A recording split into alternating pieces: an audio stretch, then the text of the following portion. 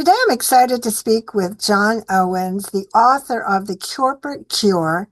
John is well known within our mortgage banking industry. John is currently the CEO of Primis Mortgage Company, a division of Primis Bank. Prior to that, he was the owner of American Trust, in addition to starting in our industry back at Citibank and Citi Financial. I'm so thrilled to have you talk about your book today. I think it's a classic within our industry. The Corporate Cure is really, I think, tells the world of what it's like to manage in our modern world and also the issues regarding culture, which I think is the key driver. So, first question I got to ask you is, why did you decide to write it? And tell me a little bit about that for our listeners.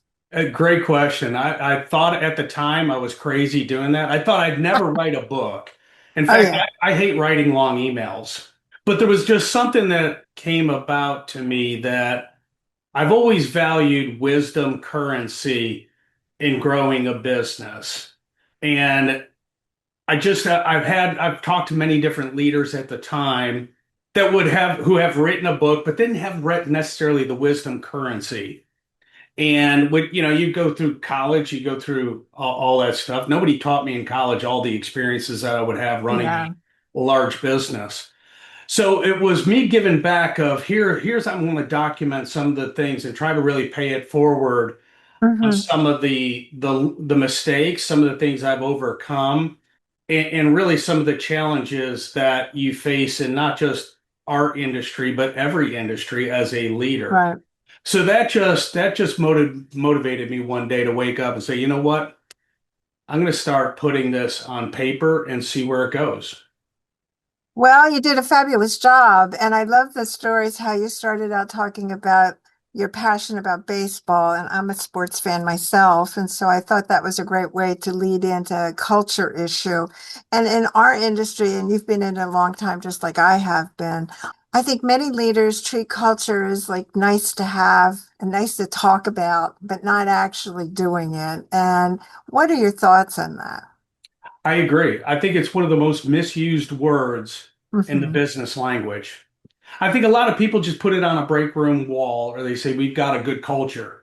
And they'll actually have meetings and say, our culture is so good, but they don't talk about what it is and how to articulate it, define it, and apply it to business. And I really don't feel like they really study it. Like I went through, even talking about the baseball. I mean, I started as I was growing Ameritrust, growing our business. I started a baseball team, and I started putting just intentionally a culture into this team. And I would have people knock on my door and call me and say, "Hey, Johnny, we want to be a part of your organization." I said, "I just have a travel baseball team. I don't have an organization." They're like, "But something you're doing, we want to be a part of it." So I would bring this coach in and find out that, well, they had some shared values because they saw what we were doing. And you fast forward it, all of a sudden, I'm building a facility in Charlotte, North Carolina, and growing one of the large Showcase Baseball Academy, SBA, one of the largest baseball academies in the country. And it's all based on something nobody ever did in an academy structure is putting a culture and some foundation involved. So that's why when I said we talk about the book, you can apply it to so many different businesses. I think that's the issue that I see with a lot of managers and a lot of leaders within mortgage banking, that they somehow think we're unique. Oh, okay, we only have unique problems. Okay, nobody else has these problems. And I love the fact that at the end of the book, you took really case studies of really well-known companies and shared like, okay, how they kind of addressed it. And so why do you think that has happened in mortgage banking that we feel it's unique, that nobody else has these problems? I don't know. I think if you really look at your own desire and your own goals. So when I was establishing the culture, I really had to understand what the word meant. I mean, what bothered me is when we were growing fast, we would have some of the largest institutions you would think of come to visit us, and obviously you're like, "Hey, we want to buy your company." Mhm. And I would go around the room and we'd talk about culture, and everybody had a different view on what that culture was. Nobody could really articulate it or define it. And a lot of times people would look at it and go, well, Right. Why are you asking that question? Yeah. And I really feel like it's a foundation principles for the business to last. And so when I really went into, I really, like I said earlier, it's the most misused word in the business Right. language. I had to get a PhD on what this word meant and how can I apply it, articulate it, and define it within the business. And then I had to take that, like most companies, even when I consult, it's funny, Pat, when I consult companies, I'm batting 1,000 with this right now. We go in and we try to look at let's establish some core values Hmm. because that's one of the steps in really facilitating a really great culture and defining it. And everyone comes back in about 15 minutes, and I was one like that too. And they would steal some from other websites or go to the thesaurus and change some words around and say, here's our core values. It took me 3 months to come up with what we have today. And it's funny, it takes about businesses that I consult about that much too, because you really have to challenge your personal values and your business values. You can't be at work with one face and go home and be another. And Correct. you've really got to, for that to happen, you really have got to have some belief and some conviction on what those values are going to help drive your business. And when you get challenged of those values, it's how do you act and respond. And some of those were some of the most defining moments in my career as we established what a culture was. So, John, talk about, and you discuss this in Corporate Cure, you talk about the mistakes that you've made. Let's start off with that, and then we'll go into like, how did you correct them? But let's talk about the mistakes because you talk a lot about things that you ran across, and certainly you've experienced two defining moments in mortgage banking. 2007 and our other sagas that have happened. So talk about some of the mistakes that you did, I think, early on, and then came to this conclusion, like, I better address this issue. Well, it's really about myself, leadership. Hmm. I mean, I was a son of a Buffalo police officer, college athlete. So it was a driver, driver, driver, or give me the ball, I'll make the plays. Yeah, And I would be around my team. And it was really, at the time, when it was necessary, things are going good. The business was growing. yeah, It was Johnny O. It was everybody's happy, everybody's right. excited. But when there was a little bit of adversity, I felt like I, as the leader, had to take it all upon myself. And that driver, driver, driver, give me the ball really wasn't inspiring others to do great things or to help or be a part of and co-author the growth of the company. It was all on me. Hmm. And I took that personally. And so I went 18 months in 1998 when we first had our first crisis in our industry, at least in my career. And I went 18 months with the first set of failures in the business world. And as Hmm. an athlete, that's tough to Right, swallow. And my wife came up to me and said, "Hey, John, you need help." I'm like, "Gosh darn it, you're right. I need help. I need other people doing this and this." She's like, "No, yeah. you need help." And it was a defining moment that I really had to come in and look at myself and my leadership. So that's when I went back into how do I transform my leadership into more of my intentional, authentic self. And I think it's so important. A lot of leaders don't really dive into what their authentic leadership is. I'm not a driver, driver, driver. I'm that guy who's ready to pick up everybody else and really celebrate others. I'm the guy who wants to Mhm. pass the ball, and that's with leadership that I was not doing. And then after going through that and really then like I say, investing all our money. We were days of going out of business back in 1998. Yeah. And I Mhm. put all my money into this word culture and how to define it. And I tell you what, a blink of an eye, a year later, 2 years later, waking up, winning the Inc. 500 and growing the business nationwide. It was something that was pretty powerful. So, John, these events happened, and so what has surprised you when you look back at what was eye-opening that you didn't think was probably an issue, but turns out to be a big time issue? It was really how I treated others, Hmm. where I thought I treated everybody very, very well, but I wasn't holding them accountable. I wasn't inspiring them. Hmm. I was managing them. I wasn't leading them. It was probably some of the biggest eye openers that I look back at. Now, the some of the blue collar kind of the grit that I was brought up with helped me get through that. And I think you have to have both because there's some times where you, as an entrepreneur, you're bleeding from orifices in your body you don't even know existed because of the Yeah. stress and the pressure. And so you've got to be able to withstand and grit through that. But then it's does that last? Does that last long lasting? No. It's how do you really inspire and lead others? So when you think about, and especially in our industry and also in other industries, that this, drive to succeed can be overwhelming and obviously can lead to burnout and other things. It does seem like sometimes being different than that is not valued. And so therefore it's perceived as being weak when it really isn't weak. And we are mystified by always hiring, let's say production, valuing production versus maybe leadership skills. And so, what are your thoughts about that? Is that, what is considered the authentic self? Some people, they'll say, well, what's that all about? What matters is, we have to close deals. Well, it's funny. Some people that yeah, right. You Yeah, get caught up in the P&L every month of we got to sure. get deals closed. One of the turning points of and the pivotal point of this cultural cure, this cultural transformation that we had is identifying you really when you go through this, you really clear your lens Hmm. on who is the right fit for your company. Correct. And again, we went through a lot of leadership. We would go through leadership meetings and they'd be 12 hours, 8 hours long grinding meetings. Yeah. And obviously this is earlier on. And I'd walk away going, gosh, we worked our tail off. We did 8 hours of work. We'd come back the next meeting and nothing was done.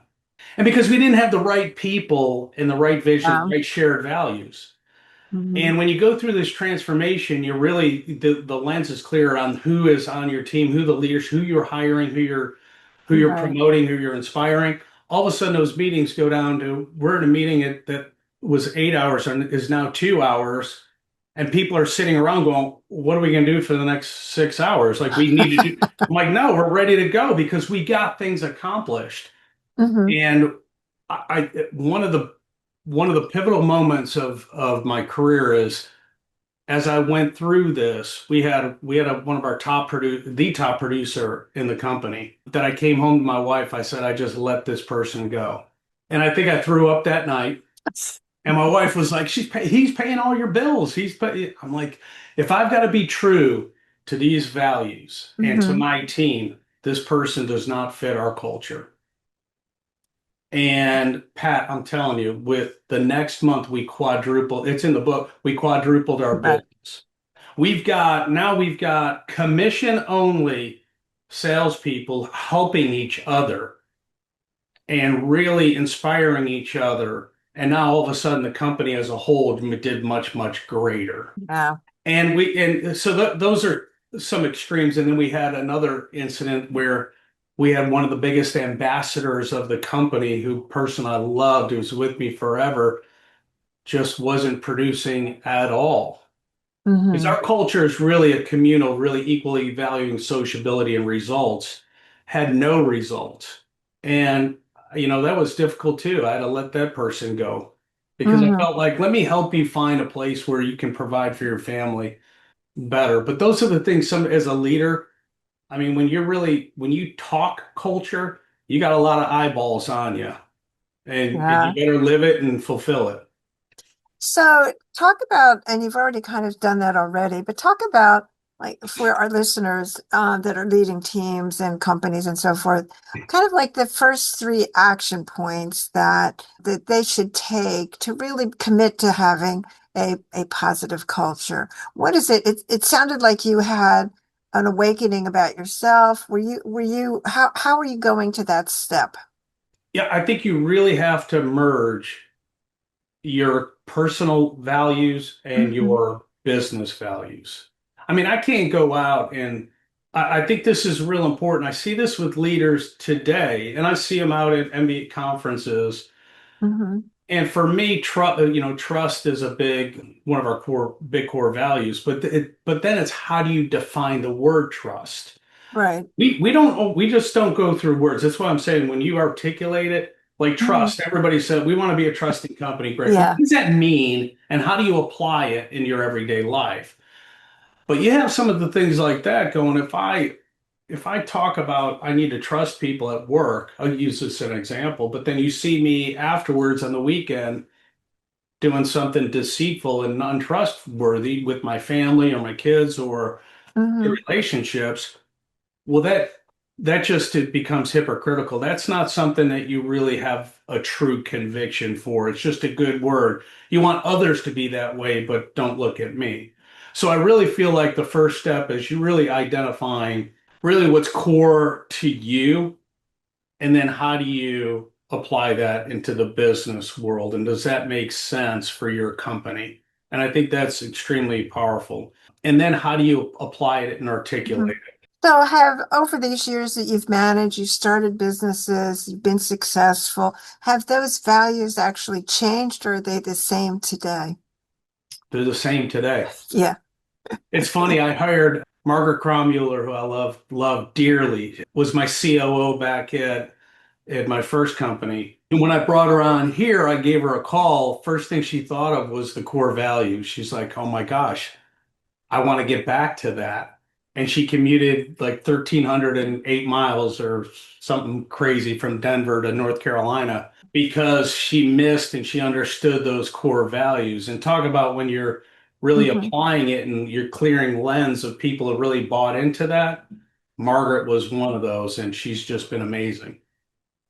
So when you're let's say consulting with other companies, what's the what is it that you look for, and how do you figure that there's a misdiagnosis? Like in other words, they think one thing, but really what's going on, the troops don't see it that way. Well, it's really it comes down for the leadership. Yeah. I've had CEOs in many different industries, not just Mhm. mortgage, Sure. that would come to me and say, "Hey, John, we need to help production. We need Hmm. production improve. Excuse me. We need production improved. We need more efficiencies. We need operations. We need better strategy, our marketing, all that other stuff that my consulting company that we do." And when I look at that, then I'd have to come. We spend a lot of time with the CEO, the owner, the leader of the business, Hmm. because if they're not engaged in truly believing in what it's going to take for them to improve all of that and the buy-in of that, and then it established the culture. I mean, we could talk strategy all day long. I could come Yeah. into a business and talk about I can improve this, this, and this. I could be in a business for 30 days and tell you what's wrong with it and what can be improved and come up with a strategy. But if they don't have a culture and a buy-in and shared beliefs that they can actually execute on it, and if they don't have a leader that actually believes in it, then it's wasting my time and wasting their time. So I'm curious, do you have a set of questions that you kind of figure this out? I'm sure you do, because I know I do. And so what are the types of questions? I'm just curious on some of those questions that you ask that you can kind of get to the pulse really quickly. It doesn't take 10 years to figure it out. No, exactly. And you're right. I have somewhat of a question here, but I've done this for so long that it's really getting to know the leader personally. I've got to understand what makes them tick and what's important to them personally. Just like the bank, Primis Bank that bought my company, the leadership there spends more time understanding who John Owens is and the board than they Hmm. do about do I know how to spell the word mortgage. And I think that's a crucial part of it because again, like I said, you've got to merge and you've got to really identify what the person's personal values are to their company values and making sure they mesh and they're aligned. So I spend most of the time getting to know, I mean, if we came into a relationship, it's really getting to understand the leader. Because Hmm. sometimes they've got personal things that are going on with them that they're Sure. reacting or underreacting to. Hmm. So how I know the $64 million question is going to be, how do you evaluate, especially when you're interviewing, their values. And they all can talk the talk about trust and all these other types of things, but I'm curious about how you do that. So, to your right, first conversation, and if they give you the textbook answers, you don't know. Yeah. But as you start, so what we do is we do a CureX, a corporate CureX assignment. Because Hmm. I've always wanted to know, I know how to define it. Again, I feel like I got a PhD in Hmm. this word culture, how to define it, apply it, Hmm. articulate it. So then, but how do we actually have a modeling of Right. really how is your company? So then we interview, and we have a dot plot Hmm. map that we interview key leaders. There's one segment, and then the next level of employees, depending what the industry is. And we go through a series of questions. We re-educate what the word culture is. We start getting what the business, what they feel like the business definition is, or their business definition, as well as how I articulate what the word culture is. And then we consolidate all that together and we put this map up for the Hmm. CEOs. And it's amazing because they can sit back and we put it up on a big screen.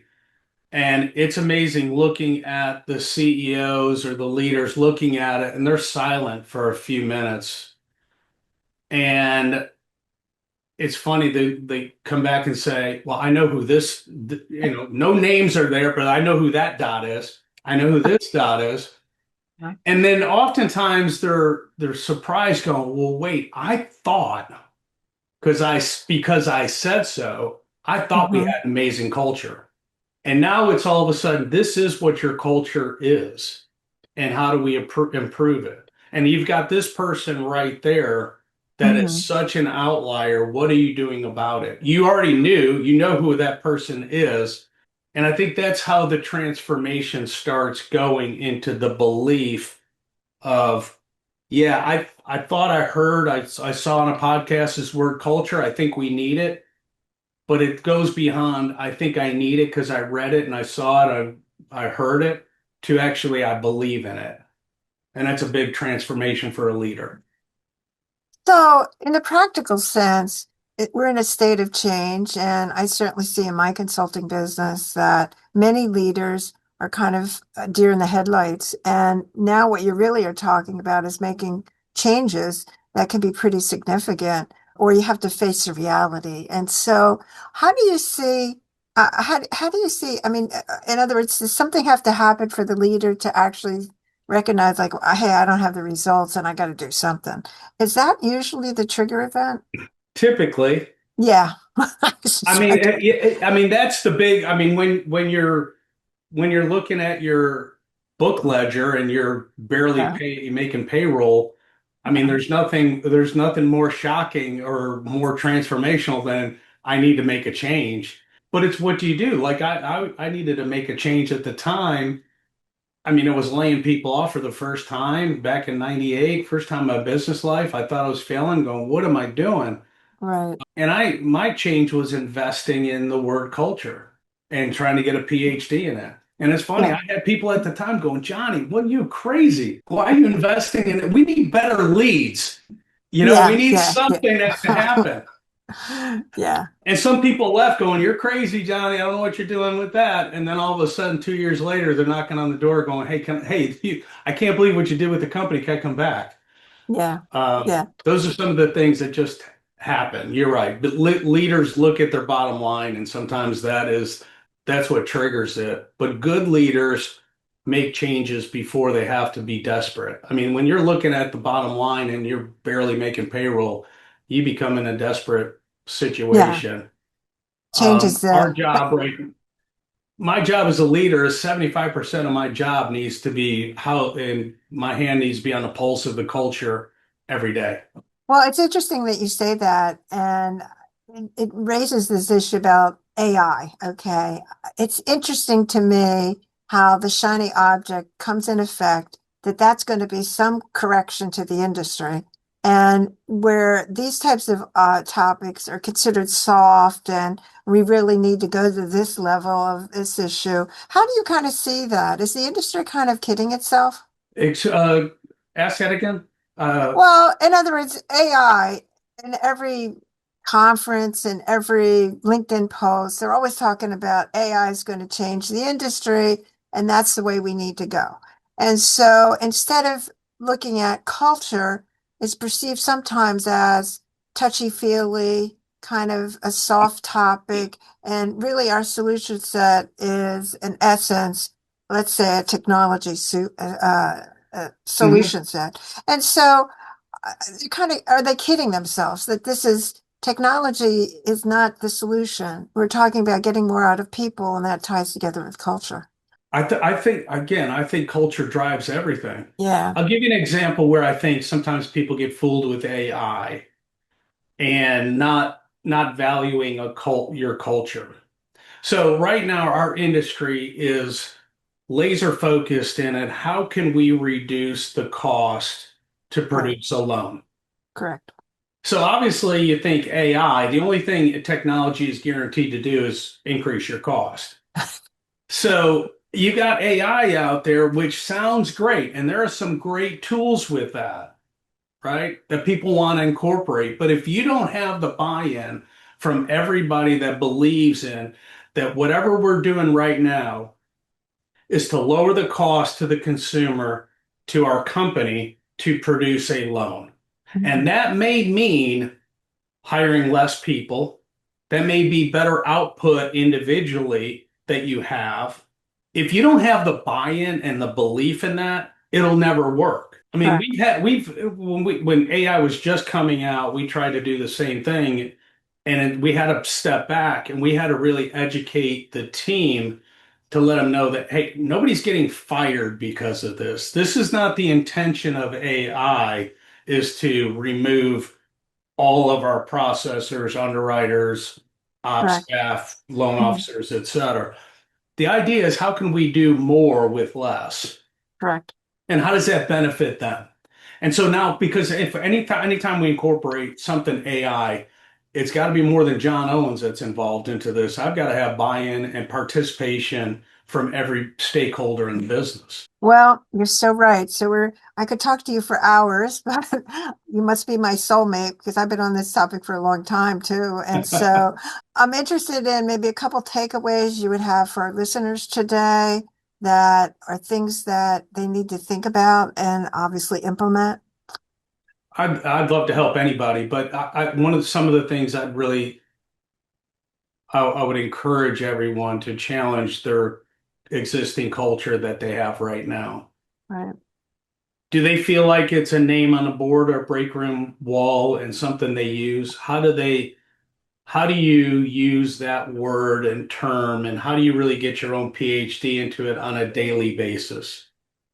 And how do the rest of your teammates know what your culture is? If I was at a cocktail party or a conference and I spoke to one of your top teammates and asked them about the culture, could they articulate it to find it similar to you? Do they have the same values? That's one of the things, the biggest challenge that I would really engage in that exercise because you'll see a whole transformation of your business once you do. Well, John, I love all that you're saying. It's so true. And I think that as an industry, we need to recognize culture is more important than I think a lot of leaders think. That's for sure. I know you're a busy person, but certainly if our listeners can reach out to you if they have any questions or want to talk more about it, how can they get a hold of you? Just email me, john.owens@primisbank.com. Be glad to help. Well, John, you've been terrific today. I have to have you come back. We need to do more about this topic because I think our industry is in its state of change, and this is a great Yeah. opportunity to really get back to what really is the fundamentals in many ways. And so, thanks so much for sharing your wisdom. And certainly for our listeners, certainly subscribe to our podcast. We'd love to have you. Thanks so much, John. I really appreciate it. Appreciate you, Pat. Thanks for everything you do. You're amazing. Thank You you. too. All Uh, right. Bye bye.